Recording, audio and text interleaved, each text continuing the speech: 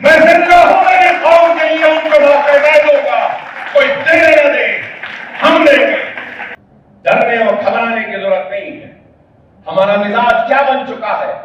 हमारा मिजाज ये बन चुका है कि हमारे साथ नाइंसाफी हो रही है, हमारे साथ हस्तगर्दी हो रही है, हमारे साथ ये हो रहा, हमारे साथ पैसा हो रहा, हमको ये नहीं दे रहे, हमको वो नहीं दे रहे, हमको ऐसा नहीं कर रहे, हमको वैसा नहीं कर रहे। अरे छोड़ो छोड़ो इन सब चीजों को। वो क्या दे रहे हैं, क्या नहीं दे रहे हैं, छोड़ो उनको। क्या हद तलफी हो रही है, छोड़ो उसको।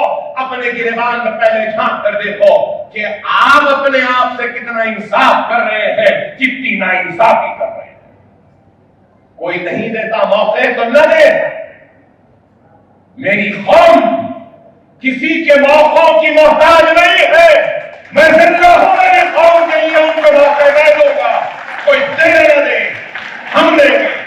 हम बताएंगे कि हम में भी काबिलियत है, हम में भी सलाहियत है, हम में भी वो जुनून है, हम में भी वो कोशिश करने की वो नीयत है जिसके जरिए कामयाबी वो कामरानी को हम मजबूर कर देंगे कि वो हमारे कदमों को चूमे।